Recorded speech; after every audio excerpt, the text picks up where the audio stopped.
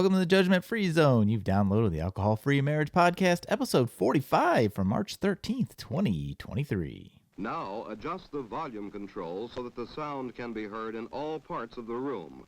Recorded live from the cornfields of Central Illinois, you're listening to the Alcohol Free Marriage Podcast with Matt and Amy. Come and learn and share a journey with two former craft beer enthusiasts who went from daily drinkers to teetotalers and basically never lost their love for their life together. Hey, a freak show! Well, hello there, children. Welcome back to your weekly freak show that is the Alcohol Free Marriage Podcast. I'm Matt, along with the always lovely and not even wearing green Coach Amy. How are you, my love? I'm not either. You're not wearing green. It was like you were kind of being judgmental, like saying no, we that match, but we don't. didn't. You do have a green can this week, but that's... Yes, my drink. You know, we'll get into the St. Patrick's Day-ness or our lack thereof-ness here in a moment. But how you doing there, my love? Well, I'm trying to figure out like my drink of the week. Okay, you can come back to that. But okay, we've been busy picking. Speaking of colors, we've been busy picking out colors for our house. Have you ever tried to pick out a new color for your house with your spouse? Again, one of those adult purchases that is like it's more fun than tires, not as much fun as a roof. Or no, it's definitely more fun than a garage door. Well, yeah, it's also a lot more expensive than a garage door, but. This is one of those. New kitchens are fun, those type of things. You know, painting the house is more fun. Painting a room in your home, redoing and creating a podcast studio, that's fun. Yeah, but you had the best response of, you know what, if you paint the color of a room inside your house, a weird color, and you don't like it or it's off a little bit, or you don't think other people are going to like it, it doesn't matter, only you see it. If you do the outside of your house, the whole world is going to judge you. Like, oh, wow, look what they did. They thought that looked good. Yeah. Why did they do that? We don't know, but they must be stupid. Well, I clearly am, because not only I got so deep into the color that I went and bought the same color twice. So I'm like, oh, I want this color and this. And you start getting online, and I didn't realize I'd already bought the color that I was trying to get to. What we did, which I think people should do when you're doing this, and probably people do this, we've never painted a house before. And we're not painting it, actually, but ourselves. No. We've hired that out. But getting your samples, going in, outside. We're doing it on the back of the house. We want to keep the front in case they can't get to us until after our daughter's graduation. You don't want to have all these So color we're samples. out there and we're painting sections, like swatches. Yes, out there, and because you want to see it in the real light on the real house. So we've numbered them. Because the internet colors, it gets you close, but and it's funny because, excuse me, you're doing it, and we're like, okay, 1 is this, here's 2, here's 3, here's 4, and we've labeled everything, but you're not reading what the colors are at this point. No, because we picked out 4 colors. It's like, okay, and here's the 4 colors. Then what you do, which is great, you're like, you've got this little color palette. You've got our house. You're colorizing our home. I'm like, I like this color. I want a shade lighter. So the internet said, this is the shade lighter. He goes, this is the shade. Great. Goes out. He buys it. Comes back. He paints it. And he goes, this looks a lot like that other color. This is the color. And here's why. It's called elusive green. It looks gray, straight up gray on the outside of the house. Inside, where you tried it in the bathroom, but green. What's funny, it's elusive, is when you're looking at it, like on one wall, part of the back, there's those 3 colors that are more gray, looks like our neighbor's house. Right. And then if you turn around and look out our backyard neighbors, their house looks like the color. Yes. And it's like we're trying to... One of our, there's like that blue gray on one side of us, and then there's like a beige on the other, and then there's like a dark blue. You don't want your house look like the other houses. You're trying to. You are trying to. I don't want to have 2 gray houses. That will bother me. To drive up to the house, oh, here's our gray house, and there's their gray house, and. Not that gray house, that gray house. Yes. I don't know. The struggle's real, kids. But hey, at least we're doing it sober, not drunk. I think we've got it figured out. No, we figured it out because I just shut up and say, Amy, yes, what do you want to do? Well, you really are kind of condescending to me on this whole, like when we decorate and we try to put stuff together, you're always like, oh, I don't know. What works better is I just say yes. And then you sit there and you like kind of like, no, that's not right. And then when we do it, then you're like, yeah, that worked out. And I'm like, Funny. we've been doing this for 20 plus 20. years. Almost 25 years. How old is Luke? 22. He's going to be 23. So we've been married for almost 24 years. almost 24 years. Yes. A long time. Moving along. And you're like mean about it. I'm not mean. You are mean. You're like, I don't know about that. Well, if you want to talk to nice Amy and not mean Matt, you can always sign up for her alcohol-free spirit program in April. Alcoholfreespirit.com is coming up, right, Coach Amy? Yes, we are. How does that program work? Coach Suzanne and I are getting it ready. And basically the way the program works is this is different. It's a 6-week program. And one of the things that we tell people when you're going to take a break from alcohol, the first week, we do a pause. We're like, don't quit drinking that first week if you're still drinking. Just give it a break. We're going to work on mindset. We're going to get you ready and kind of use that first week as a preparation to get you for those 30 days. So weeks 2 through 5 is actually the 30-day break. And that is you every day. You're going to get a video from us. You're going to get an email. You're going to get journal prompts. It's going to be able to walk you through that experiment of just taking a break. And what we also say is this isn't forever. This is just you taking a break, seeing if this is something that you would like to do. If you don't, that's okay. Just take a break and see what life is like without alcohol. And then after you go through that, then at the end, we do, your next steps, but we also incorporate in your faith. So we do 4 or 5 faith talks where we talk about either your relationships, your identity. There's just a variety of different subjects that we go on. And actually, we kind of put that out to a vote to you guys when we have our small group. We don't want to have really any more than 10 to 12 people in this group because what we've found is when you get in those larger groups, a lot of people feel lost. They don't want to talk. So, and we give a lot of one-on-one. We do a daily devotion. And then we also do our happier hours where we do a mixed drink and we get together and try to get you set up right for the week. And then we also incorporate a group coaching call where we work on what's going on? How are you feeling about this? What are you struggling with? And then the other thing is we celebrate with you through this whole thing. So we do, because the thing about when you're changing any type of a habit, you have to celebrate those small wins. You have to say, this is amazing. Because like for you and me, when we quit, really getting to like a week or 2 weeks, it was like, wow, this is pretty awesome. I haven't done this in a really long time. If ever. Yeah. Yeah. So we really like to try to celebrate with you.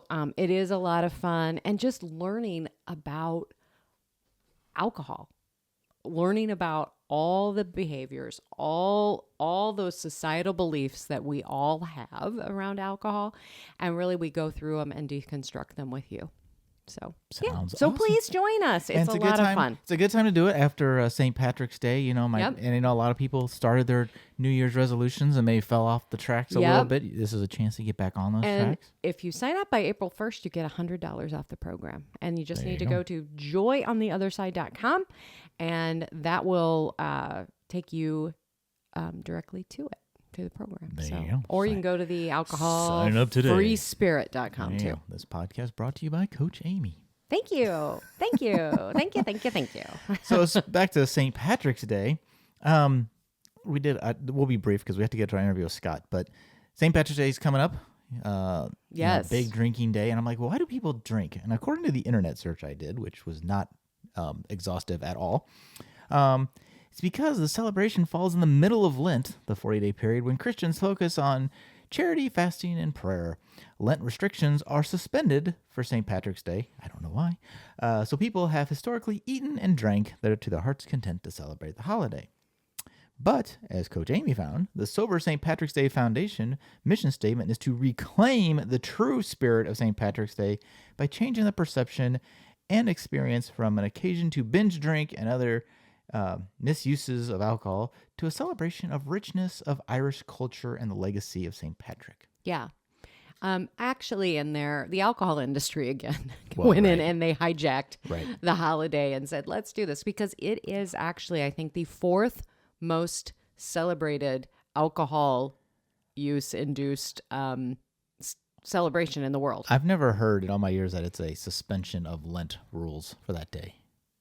I mean, maybe that's what they said. I mean, I don't know. I'm not know. Catholic. No, I'm never. not Irish either. That's- I mean, I'm Scottish. So we've never, I'm Welsh, so you're Welsh. I'm we're, Scottish. We're Irish adjacent. Um, I don't know. I don't know. And here's That's what the the internet thing. tells us, so kids. We as society, we always have, there's always a great excuse to go out and just get loaded. One of my favorite And One of my favorite things to do on St. Patrick's Day, I haven't done it recently, is to go downtown where all the bars are and everybody's drinking in the afternoon. And I just take my camera and I just kind of people watch and observe and take photos of the randomness. And I very think it's entertaining. I think it's a fun, it can be incredibly fun.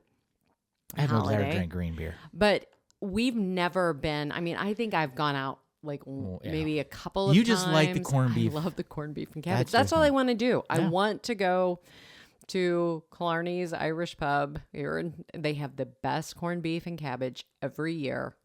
But if you're in a just go big down city, there. there's a lot of, like, New York has a sober St. Patrick's Day There's party. there- Chicago has one. Yep, there's one up in Chicago. You just, or you know, if you're like us, you Google don't it. care and you just don't do anything. But It's- we've never been. No. And Even you when know, we drank, we as- weren't big into it, which is as funny. But as my dad has said over the years, he's like, oh, it's an amateur night, it's an amateur day. Yeah. People are gonna go out, and I prefer to you know, stay off the roads that I day. do too. But I get it. I mean, the parades and all of that. Well, but you can it's- go to a parade, you can make the food, you can wear the green, you can do all of that. None of that requires getting hammered on green beer.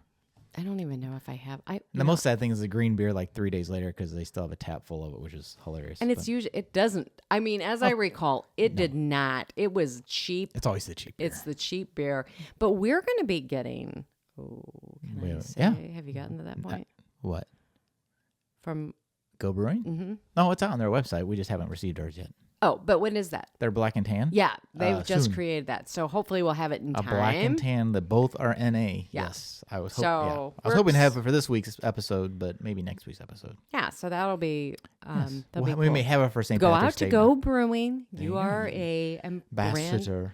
ambassador. So Yes, so go out to gobrewing.com. One day soon we'll have a referral link. yeah, remember, you don't No, wear your green.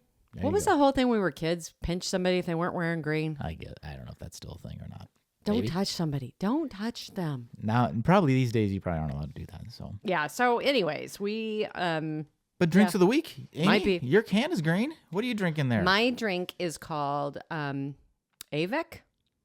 AVEC, AVEC. AVEC. It's a premium carbonated mixer made with yuzu and lime, and you can drink it mixed with a spirit, which I did with the Ritual earlier this week, Yes. or you can just drink it by yourself. And it By led itself. me. By itself, not What'd by I say? by yourself. You can drink it by yourself, just all alone in a dark room. Drink it by yourself.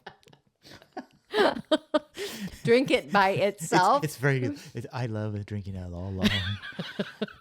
No, it's really good. I didn't know what yuzu We was. barely could start the podcast because she's googling. What are you doing? I'm looking at what a yuzu is. It is a Japanese citrus fruit. Yeah, as your to your astonishment, it's not a lime. Well, clearly, No, 'cause it's not called a yuzu. lime. No, Or it's lemon. like a lemon. It I don't looks like a lemon. It's yellow, but it's not lemon shaped. It's more of a orange shape. Google it for yourself, kids. It's A yuzu. it's really How many calories refreshing. are in that, Amy? It's 0. Ooh, Zero. I know you love the calorie count. And there's no sugar in it. And we just happened to find this and just kind of came across it. I'm like, hey, let's try this. let's try it out. There you so go. I, on the other hand, let's see how many I don't even know those calories are on this. I don't really care. No idea. Okay. Oh, there it is. on 35 I calories. was gonna say, yeah. Untitled Art American Gold, which is just sort of a It's a red, white, and blue. It's a classic. I don't even know if they say what it is. I don't know. It's good. It's a good beer. I was trying to see if it said what kind, but it's basically just like a regular light beer type thing. I was gonna pour it in a glass. It looks really good. I love the art. Of course, Untitled art. I love. I love. I was gonna pour it out in a glass and put green food coloring in it, but I'm like, yuck. A, I don't know if we have green food coloring, and B, I don't care that much. So we have like a gel food coloring, which would be gross. Oh, that's my thing. I was like, if it's gel and I gotta stir it, then it's a whole thing. So anyways, anywho, we're just really. Are we gonna move on to the next? We're really impartial about St. Patrick's Day. Yes, tell us about Scott, Amy. All right. Well, our buddy we Scott. are so excited to have Scott Pinyard on the Alcohol-Free Marriage Podcast. Scott was he's been the former This Naked Mind head coach, and he has helped bring thousands of people. He's helped them find their freedom from alcohol, including Matt and me. And now he is building a new company called Modern Coparent. And what he's doing is he is helping people learn how to thrive as a co-parent. And, people who are either separated or divorced from their partner.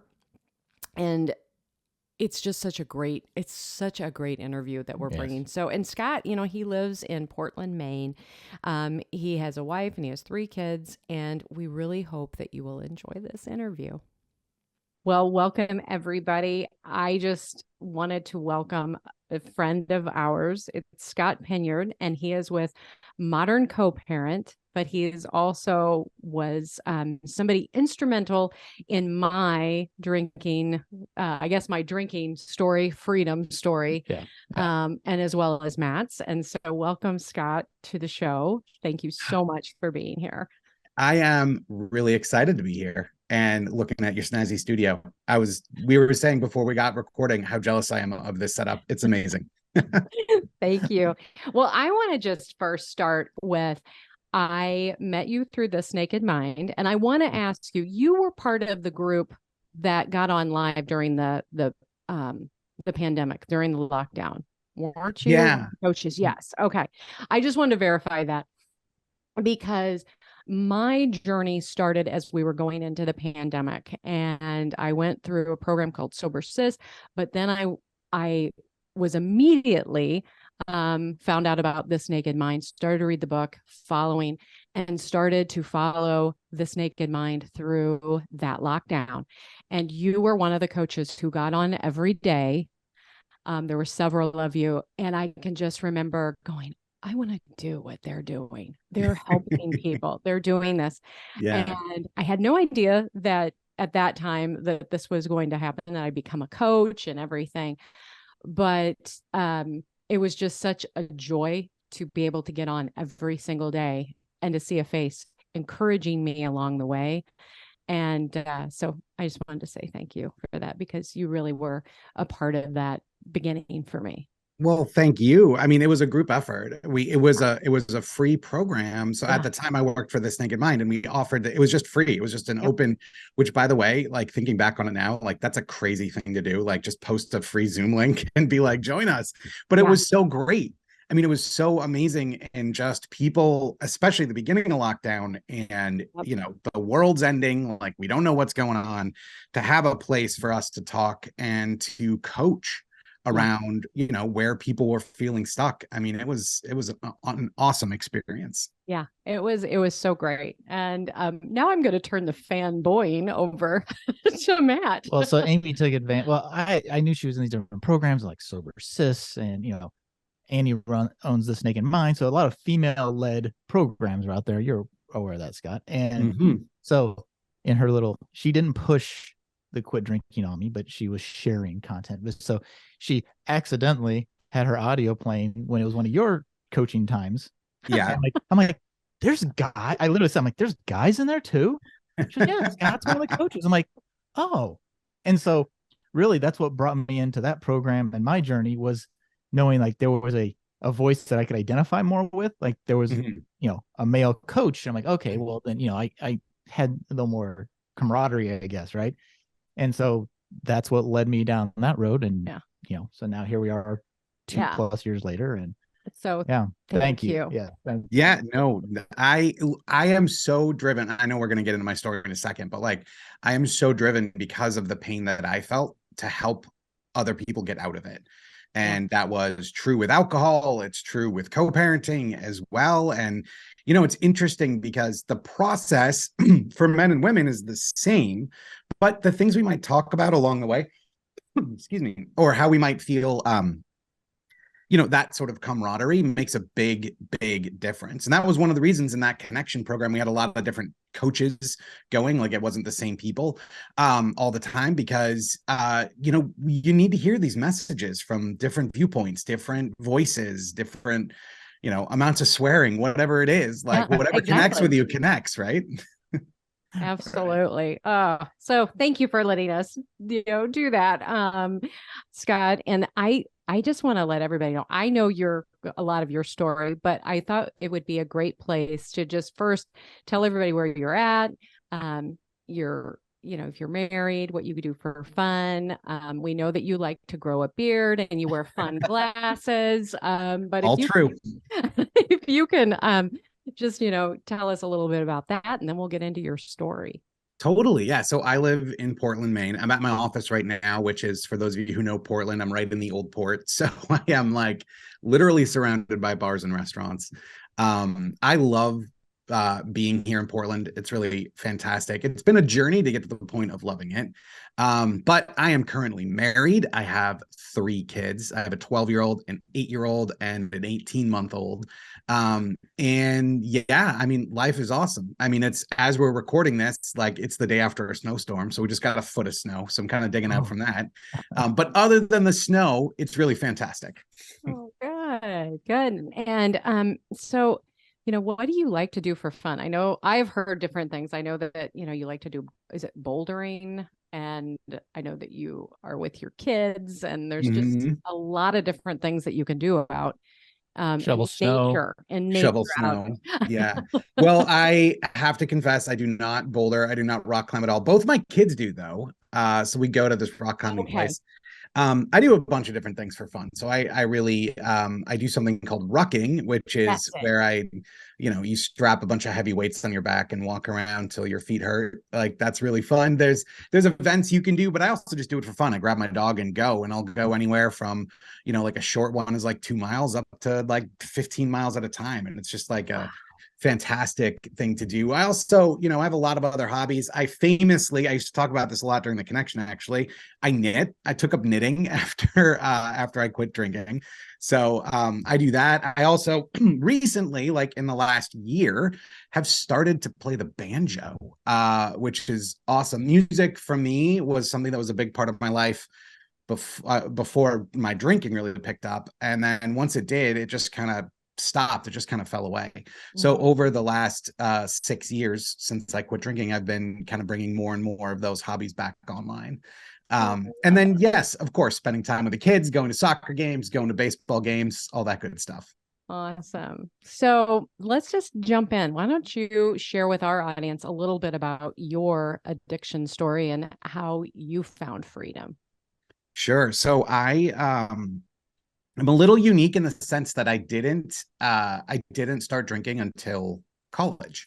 I grew up, and sort of the later part of my childhood, my dad struggled with alcohol, and I didn't really know anything about it until high school, and that's when my parents started talking about it more. And I think it kind of scared me, to be honest with you. Like I was like, oh, well, I'm going to stay away from this. And I did stay away from it until I didn't. And then, the big move to school, I went about 3 hours away from where I grew up. So it was like a whole new city, a whole new environment. And alcohol was there. And, during my, maybe the first 2 years of college, I would drink occasionally from time to time. But as I went through my time there, it just picked up more and more and more and more, to the point where, my senior year, I was drinking like every day. And a lot every day. I still graduated, I was still able to function. I got a mechanical engineering degree. Excuse me, I'm getting a cold. I apologize for that, but I got a mechanical engineering degree. I got a job at a fancy consulting place on Fifth Avenue in New York City. Like things were great. And I had actually moved to New York City, and that's where things really started to escalate for me. While I was in college, the drinking seemed, normal. It's just what we did. It was what all my friends did, and that was that. But when I moved to New York, I mean, there's nothing like feeling alone in a city of 9 million people. I didn't know anyone there. I really didn't. And I had great coworkers. They were fantastic and they were friends, but they were new. And I noticed, over and over and over, when the hard times hit, when I got lonely or I got sad or I was confused or, angry, anger is a big part of moving to New York, believe it or not. But I would turn to alcohol. And that pattern really cemented for me over the years that I lived in New York. Fast forward a while longer, I met someone and we got together, and then together we decided to move from Harlem to Maine. And I moved to actually rural Maine at first. And it was a really tough adjustment for me. And I had that one companion. I had that one thing that I could always turn to, which was scotch. And I noticed like my drinking was going up and up and up. And, I was maintaining a job.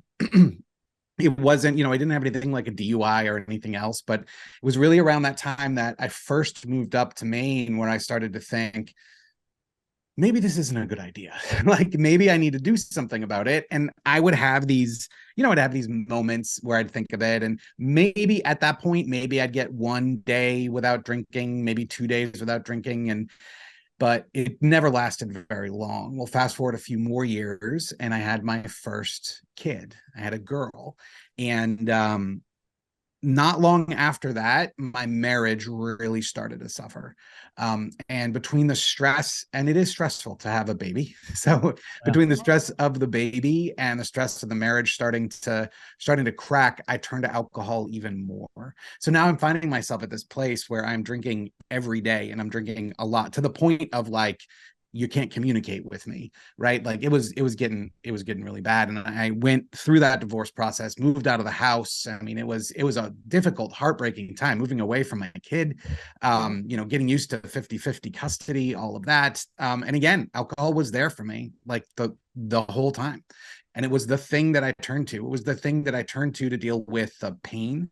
I didn't know what to do with the pain. It was the thing that I turned to deal with the stress.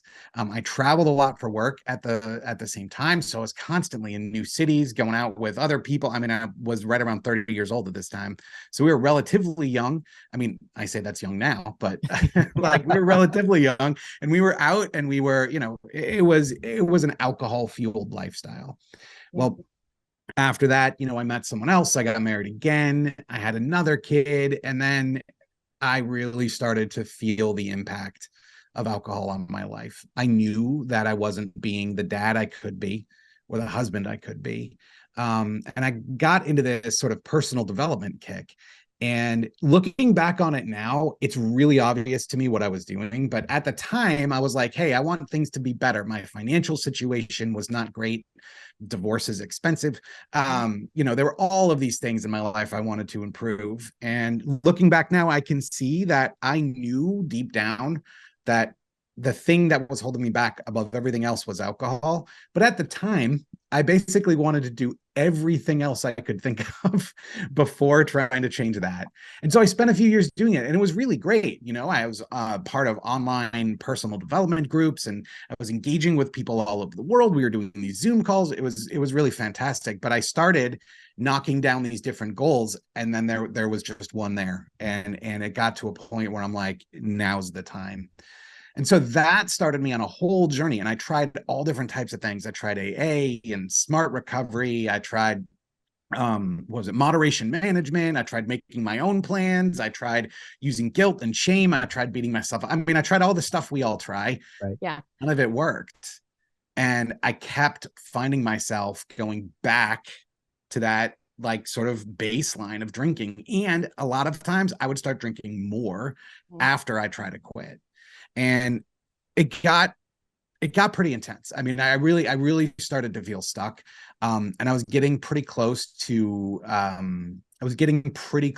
just like accepting it. Like this is what life's going to be. Bad stuff's going to happen because of this. but I don't know how to live my life any other way. And then I found the book, This Naked Mind. And this was before any of the programs or anything else you've seen me in existed. And after a few tries, and it took me a while, probably took me about altogether, like about a year, between I read the book once in 2 days. And even though the author, Annie, says, don't do that, I did that. And then I was like, I'm done. Hallelujah. And I wasn't done. So I went back to it a few months later, and I went just like page by page by page, like, how does this apply to me? How does this apply to me? And over that process, I was able to let go of alcohol. And I was so blown away by that. I was so, I don't know, after trying for so long, I was so inspired that I was able to do it, that I'm like, I want to help other people. And so that's what I did. I had an engineering job at the time, but I started just, initially I was just coaching friends. I wasn't even charging for it. And then one day someone's like, hey, you should like do this for a business. So I did. I created a website and I started, reaching out to people. I started developing a client base. And then one day I got an email from Annie Grace, and it said, hey, do you want to be on my podcast? And I was like, hell yes, I want to be on your podcast. And then that started that relationship. And before I knew it, I was the head coach at This Naked Mind, which I did for about 5 years. Yeah. So yeah, that's my story. How long were you in that state of, knowing that, oh, I need to get out of this with alcohol? Well, yeah, interesting question. Because I think there's like different parts of that stage. There's the first part, which is like you first have sort of like a casual thought and it doesn't work, and then you kind of forget about it. Mm-hmm. I'd say that happened maybe about a year after I left college. It was, by the way, it was about 15 years from when I left college to when I actually quit. Less, I guess 13 years. So about a year in, I'm like, maybe I should do something. Well, that didn't work. Right. So that's when I first had the thought, but then there was so many more times where the thought would come up. And, initially it was something I could just kind of brush away. But then as time went on, that voice got louder and louder. And then I got to a point where I was actively denying it. Yeah. Like I knew a big part of this process is allowing yourself to be honest with yourself. And I spent probably a decade knowing that something had to change, but actively ignoring it. Yeah. I can completely relate with that. Well, and the whole, and the kind of F it mode is like, well, if I can't quit, I'm going to do this. I might as well go big, baby. Right. It's like, yeah, totally. Yeah. And, no one loves feeling stuck. So, to your point, like if I can't do this, then I'm just not going to worry about it. Right. Like whatever. It's like, well, this is what, and I could even, when you were talking about that hopelessness, that part, I think living in that state, you don't want to live there. So you just push it down, and then you're like, all right, I'm going to just go ahead and, okay, well, this is the way it is. I'm just going to keep moving forward. It's my favorite quote from The Rock in the movie Central Intelligence. Like, doesn't that bother you? And he's like, no, I just found if I bottle it up and push it way down deep. Exactly.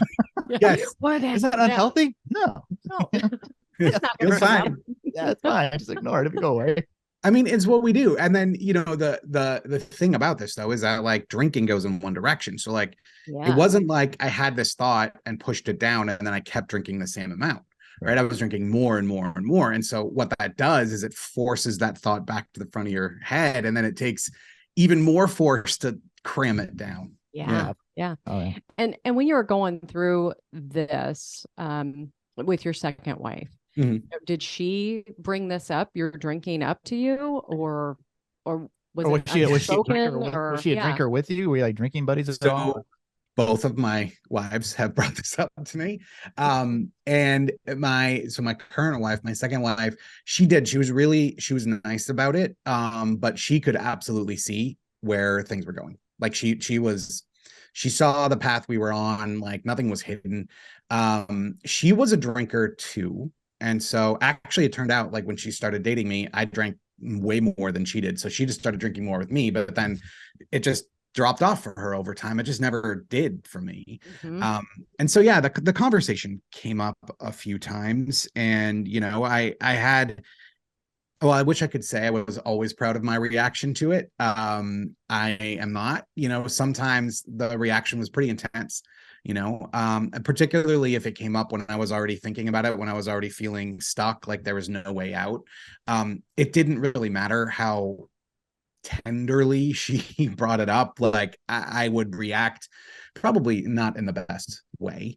I'd get upset because, she a big part of this process, right, is fearing what sort of damage you're doing in your life. But if you just keep those fears in your head, unless something big happens, like you can kind of ignore it. But when someone else brings it up to you, ooh, that's going from a thought to reality, and we're forced to confront that. And it can be hard. But in the end, my wife was amazing. I mean, she brought it up multiple times, and when every time I was trying to do something or I was willing to open up a little bit and talk about it, she was right there for me. I will say, and she said this publicly too, like when I first am like, I'm done, part of her was like, okay, buddy, like I've heard this before, right? Here we go again. But she was there for me, and it was incredible. But yeah, I had that uncomfortable conversation more times than I would like to remember.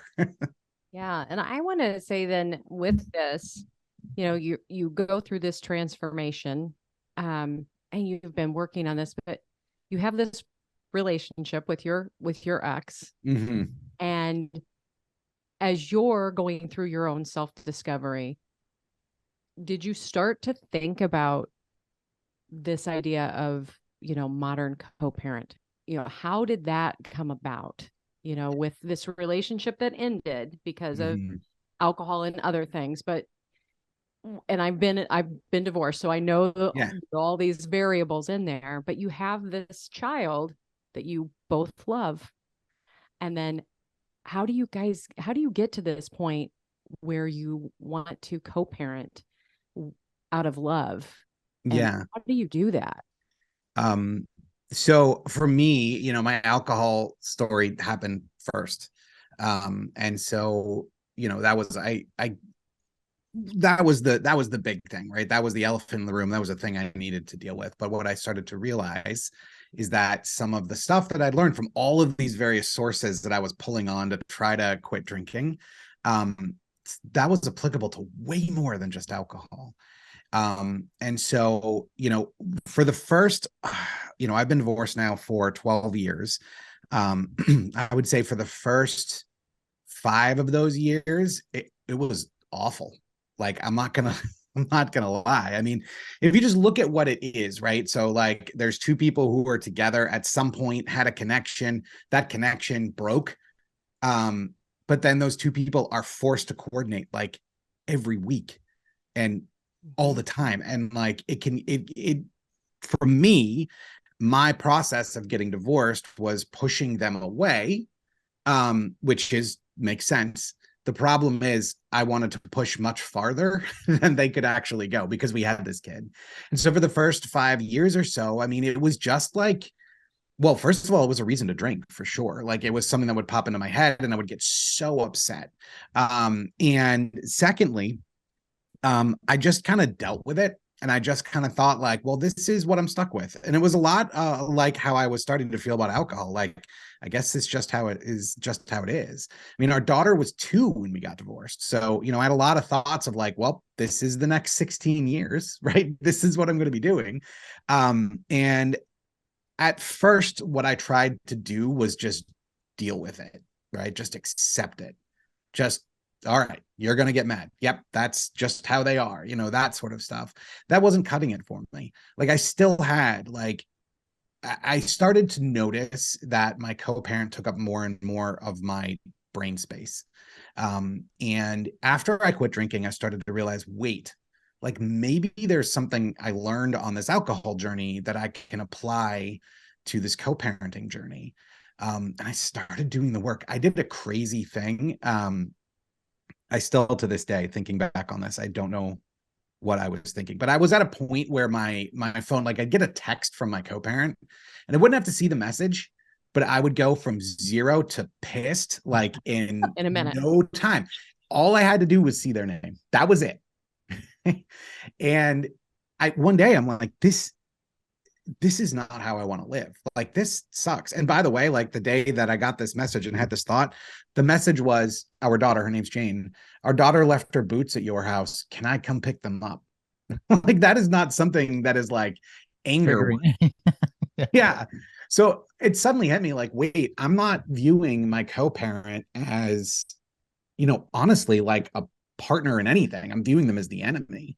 I'm not even necessarily viewing them as a person. And so I did a thing which I talk about in Modern Co-Parent, but it is not a requirement at all. I picked up the phone and I called my co-parent and I'm like, let's go get coffee with one rule. We can't talk about Jane. And the reason that I did this was that, I found myself getting so angry. And then I realized, wait a minute, at some point, I had a connection with this person.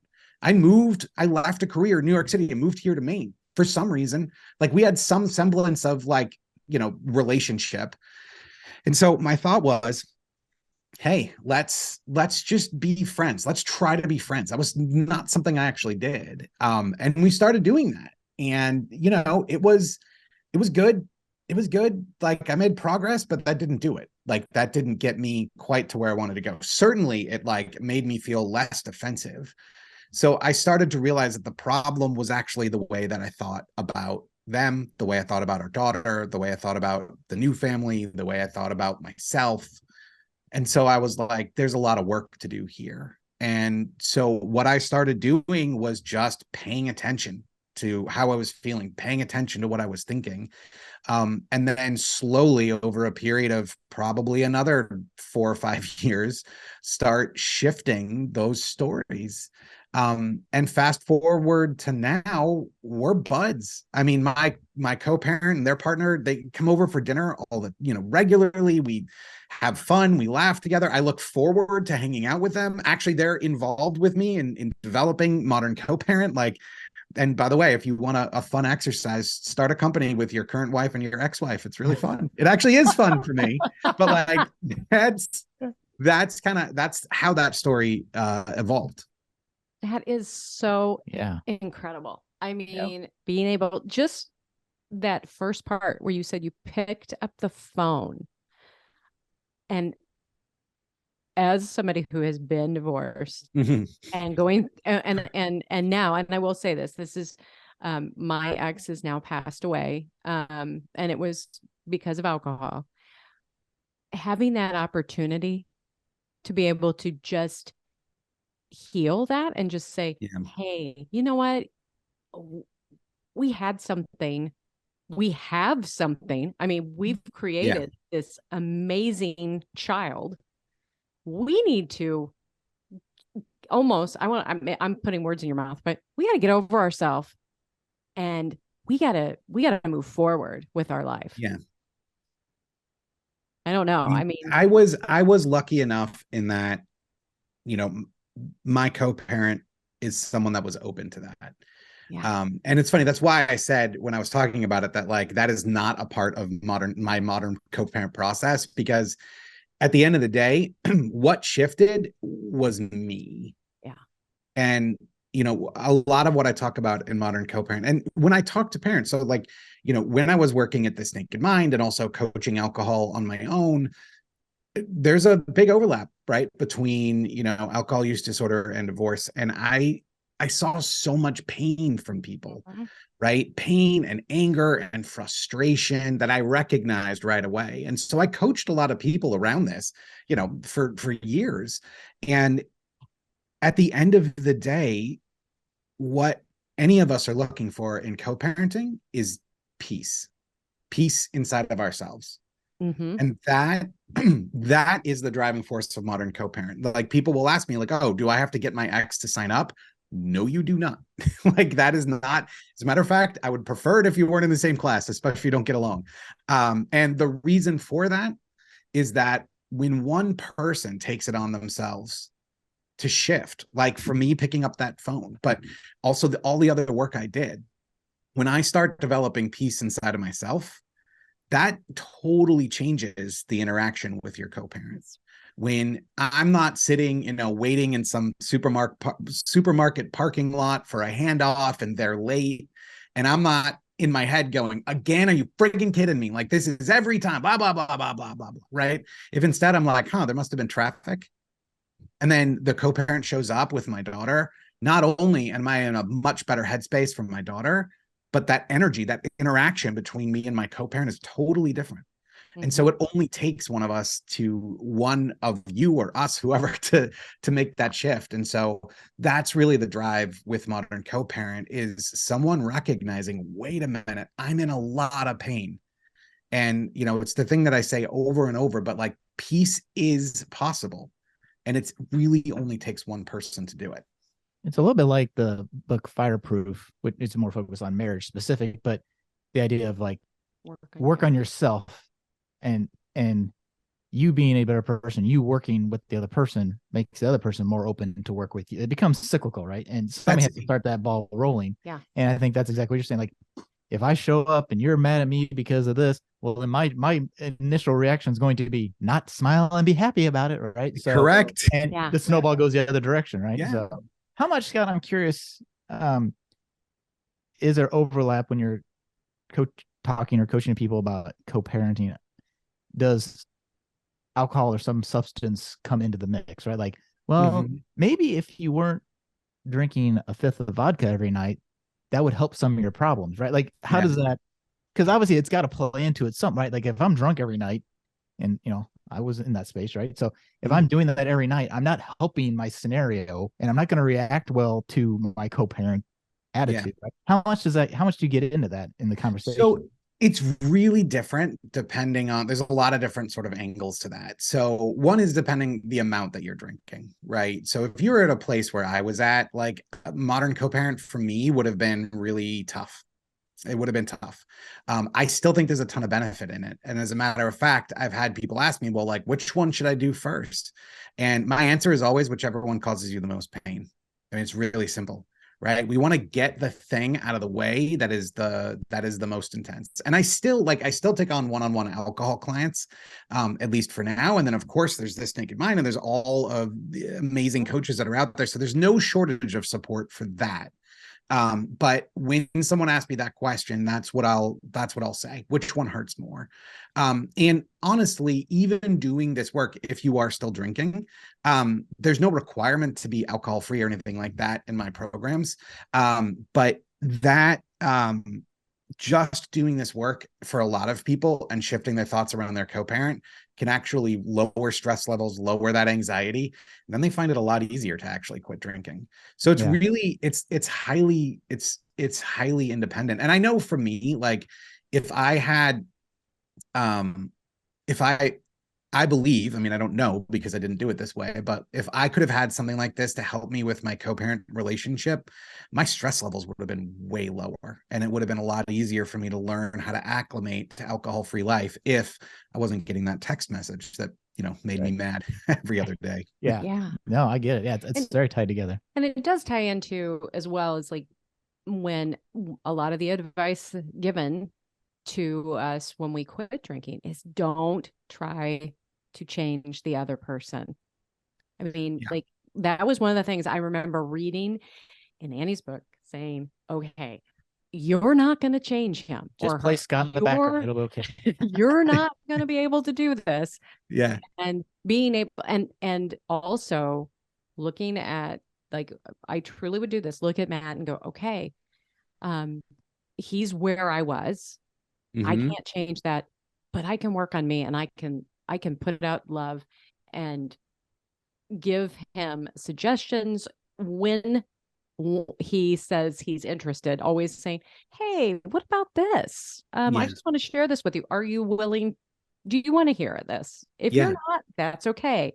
And I think that is something that all of us, if we could all, in all relationships, if we could take that in to look at the other person, give them that grace, compassion, and say, okay, this is where they're at. This is where I'm at. What can I actually change in this situation? The only person to change is me. I have to work on me first. And did your modern co-parent program idea come out of just what you learned and taught yourself through necessity, right? And that's usually the Mhm. mother of all inventions, right? Necessity. Yeah. It's like, I need Yes. to fix this in my own world. And you're like, oh, this actually works. Maybe this can help others. Is that basically the crux of it, right? Yes. I mean, that's where I was at is, so with this naked mind, right, I just fell in love with the method. And I mean, it's just really amazing. And it's helped so many people. And so I was starting to see how that could help so many people. But when I sort of zoomed out a little bit and I look at what this naked mind is all about, as well as all of these, I mean, I've done so many other programs. I started to recognize the fact that two things, like to your point, Amy, we only control ourselves. And if you really look at the thing that has the biggest impact, it's the way you think. Yeah. And I'm like, that can be applied to anything. And so that's why, with Modern Co-Parent, I focus so much on just you. And I do have, I have people that come in and, you, in some ways need to be ready for this because I remember I was talking to someone once and there was a lot of, Scott, you don't understand. Actually, it had to do with alcohol. He's an alcoholic. He's drinking all of the time. Now, what I do is not legal advice or financial advice, right? Like that, there's plenty of resources out there. What I see as the main sort of driver of Modern Co-Parent is working on ourselves. And so when this person's like, you don't understand, it's this bad and it's that bad. And I try to, first of all, recommend here's some resources for you to help with that. But what about that anger you're feeling? What about the way that you're viewing the situation, the way that you're viewing your co-parent? What would happen if we shift that? And that, Amy, to your point, is why it's all about what's going on internally with us. A big starting point for me is just a very simple question of, do you control this or not? If you control it, great. Whatever's causing you that anger, work on it, work with it. If you don't, that's okay, because you can work on the way that you talk about it to yourself, the way you talk about it to your kids, the way that you think about it. And that's what's so powerful. There's no requirement. Well, actually, let me put it this way. The reason I called the company Modern Co-Parent is I remember when I was a kid, my parents were still married, but I had a lot of friends with divorced parents. It was never a happy situation. I never once, it was like fighting through the kids. It was like, I had a friend in college, actually, at college graduation.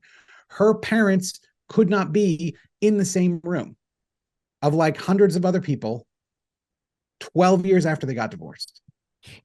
And I think about that in the same way that I think about someone living with alcohol. Who wants to live their life that way? Exactly. I mean, it's so miserable. And so that's why I called this Modern Co-Parent, because a modern co-parent takes responsibility for their own thoughts and emotions and lives a life they want to live. So that yeah, I mean, it's funny. There's a lot of parallels, certainly between This Naked Mind and Modern Co-Parent. There's a lot of parallels between, Modern Co-Parent and so many other programs that are out there in the way that we shift our thinking. But that's really what is the kernel of the whole thing. I love it. I think, it goes to, I'm going to take myself and you back to my interview with This I Naked remember Mind. that. Yeah. I was actually just thinking about that this morning. And I remember, I'm heading down the steps telling Matt, yep, I'm going to tell Scott, I'm going to decline, too much money, blah, blah, blah. Go down, and you asked me, what is holding you back? And that direct question, I remember I don't know. And it was my thoughts. It was these thoughts of, I'm not good enough, I'm not worthy, I'm not enough. Who am I? And I remember I looked at you, I'm like, nothing. I'm doing this. And I popped up. I'll be right back. I'm doing this. And I run up, and you're like, I thought you said you weren't to do this. And I'm like, he's like, no, it's fine. It's fine. It's okay. And so thank you, Matt Edwards, for being such a cheerleader and a supporter, but also thank you, Scott, because you asked me that question. And I, in my head, went through all these scenarios in my head going, what the heck? Yeah. Why are you doing that? And to be able to question your thoughts, to be able to actually talk to your thoughts and say, that's not true. I think that's the greatest thing that I've learned through This Naked Mind and this process and the other the other courses I've taken. Because once you go down this self-discovery, you just start, you're like a sponge trying to get all Yes. kinds of information. And I love the fact, just looking at other people with all that grace and compassion, and I can control my own thoughts. I can question them. I can change my life. Yeah. Through my thoughts. You brought up a couple of things there, which, I mean, there are always things that stop us from moving in a direction that we know would improve our lives in some way. Something like deciding to become a coach, right? You said something like, I don't deserve this, or am I going to be good enough at this? And you start to recognize that those are literally, they only exist in our minds. Mm-hmm. And the same thing is true with co-parenting too. It's funny. I was talking, so I've run a couple of I have classes that are going now. And I was talking to someone in one of the classes, and she was telling me that she almost didn't sign up because she had so much guilt that she thought she deserved to be miserable. And I was like, oh, that just hit me, because I know what that's like, right? You think like, you know what, dude, you had a kid with this person, you had a divorce, like that kid's living in 2 homes now. You should feel bad. Like, these are the sort of thoughts that we have. And that's why, no matter what we're dealing with, I'm such a big fan of coaching, because it's being able to have that outside perspective, able to have someone else ask you questions like, what's holding you back, that like can sort of shock you out of those thought patterns and allow you to take the steps, whatever they are, take the steps that are going to help you feel better. Mm-hmm. Hey, Scott, so help a listener who is thinking, oh, maybe I should, reach out to Scott and join this program. What's like the one pro tip of like, if I'm going to start somewhere on this path, or if I'm going to start looking at my own behavior and how it can help this situation, where would I even start? What's the best first step for me to take as an individual? That's an awesome question. And I'll actually give you where we start. So I have a course called Modern Co-Parent 1, and I'll tell you where we start with it. One of the very first exercises is to just pay attention to your thoughts about your co-parent and how those thoughts make you feel. One of the things that so many people don't understand is we have so much more control over our emotions than we think, but we're just on autopilot, right? And like, a lot of us are just trying to get through the day, right? I gotta like get the kids to school, and then I gotta go to work, and then I gotta be done with work, and then I gotta, deal with dinner and the laundry and the dishes and the blah, blah, blah, blah, blah, blah, blah, right? There's just so much happening in our lives that we don't even pay attention to the fact that there is a constant monologue happening. And the thing is, the thoughts that you think are going to make you feel a certain way. And I know this sounds like, yeah, no duh, but it bears repeating, because what people don't understand is that as they go throughout their day, as they're, hurrying to get the kids out the door, and they're starting to think like, I'm going to be late for work, and oh God, my co-parent didn't give me the boots, and now I got to do this, and now I got to do that. All of that is causing emotion, and you're carrying that emotion forward into the rest of your day. And so where I have people start is just to become aware of what they think about their co-parent and how they feel when they think those thoughts. Just doing that you might not know exactly how to shift them or anything else, but will create such a level of view of like, oh, wait a minute, I'm obsessed with this. Like, I don't know, like for me, when I first got divorced, it was like all I could think of, right? And they were not positive thoughts. And so because it was all I could think were these negative thoughts, I was constantly feeling negative. And even years later, right, when I had to have an interaction with my co-parent, or when, my daughter brought up her mom, like I would have those same thoughts and immediately feel negative. And I started to recognize how quickly that was taking me out of just being able to do what I have to do. So that was a very long answer to say, look at the thoughts you're having about your co-parent and looking at how they make you feel. Just that can really kind of open your eyes and help you start the process. Unlock that awareness. Yeah. I love that. Yeah. I love it. I mean, it's awareness. It's being aware how I feel. And it all keeps going around back to our thoughts and our feelings, and that we actually have control, a lot of control over them. I think, I thank you for what you're doing. I think this is an amazing program. I shared with you before we got on here that I had a friend who, her and her co-parent, like, made that effort. They said, we are going to be there for our son. We're going to not badmouth each other in front of it. We're going to do these things. We're going to spend Christmas together. And I just remember going, you're spending Christmas with your ex? And she's like, every Christmas morning, we're there watching our son open his presents. And I was like, wow, that's amazing. And I think what you're doing, because she was way ahead of the game. I mean, in the 90s. I'm like, wow. But I know, I just look at the relationship that, she has with her son, and how amazing is that? And you're helping people do that right now. You and your current wife, your ex-wife. I love the fact that you get together. I mean, that is so amazing for your kids. Yeah. So it is. And I get asked the question a lot, like, do I have to go on vacation with my ex? And I'm like, no, none of that. Like, at the end of the day, that's awesome. And we have stories like that, where people do large, sort of extended family dinners, and like that sort of stuff is amazing. It is so good. But like what your friend did, Amy, and like this is, and I would agree, it's like way ahead of its time.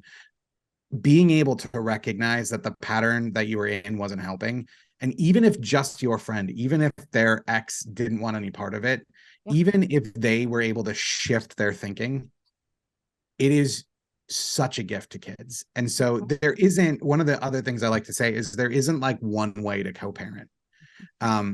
When I talk about a modern co-parent, I'm talking about someone who's aware and working on their thoughts and emotions, and whether or not that other one is whatever, doesn't matter, and, I will say, like, when it does work out like that, I love it. Like when people have these, holidays together or vacations together. I was talking to another Naked Mind coach, and they also have holidays together. So like their Thanksgiving. So she's remarried with more kids. He's remarried with more kids. So they're this like giant Thanksgiving.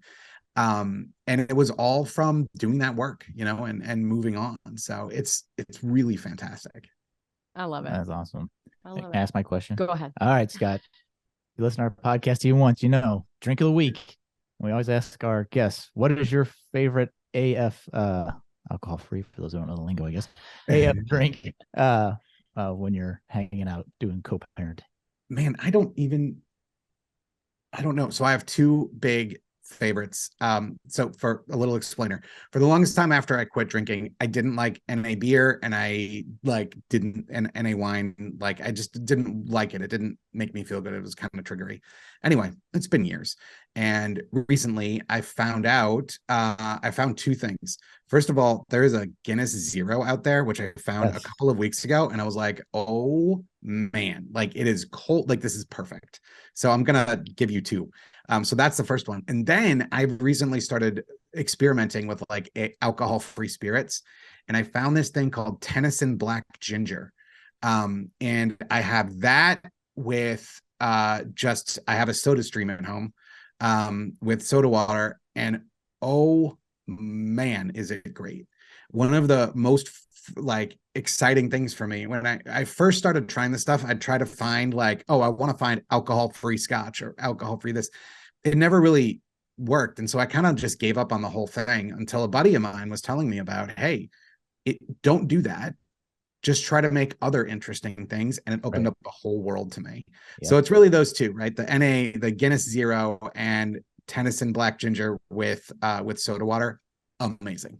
Nice. Yeah. Our podcast from last week with all the bitter talks about, they have all these mixed drinks, and Ian from there talks exactly about not trying to make these NA spirits be what their analog version is, because they're not the same thing.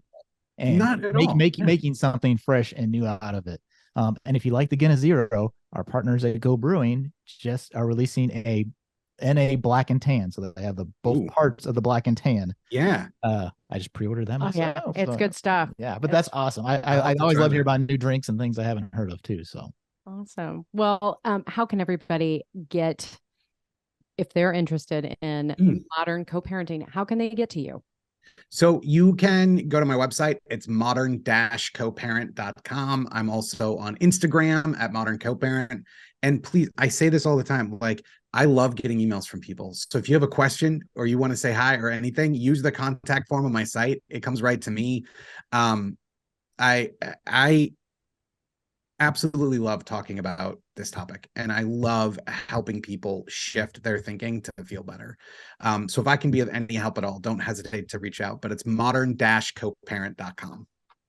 Oh, thank you so much, Scott. Thank you for what you're doing in all areas, on the alcohol-free coaching that you've done. I know I was so thankful that you were one of my coaches. So thank you again. And we hope that that people will hear this message and to send people your way.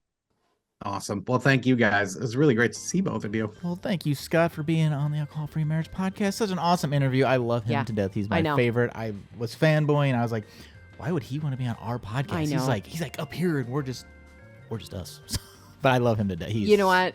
We owe him so much. Such a gratitude. I know. I am just so excited that he was just, said yes. Yeah. And so thank you, Scott, for all you've done, for all you are doing for parents in this new journey that you're undertaking. I think it's amazing that he, his wife, and his former wife are all creating this new partnership together. Yep. And it's, really to help that next generation. And again, thank you for what you're doing, Scott. And for more information on all of that, we're going to have that in our show notes. And I'm so thankful that he is doing what he's doing. Yeah, I agree. All right, kids, that's it for us for this week. You want more information, go to where do you go? afmpodcast.com or joyontheotherside.com. I don't know why it's so hard for me every week. That's it for us for this week. I am Amy. Oh my Lord, I am Matt, along with Coach Amy. I got the words in here somewhere. Wishing you peace and love from the cornfields. And we are finally out.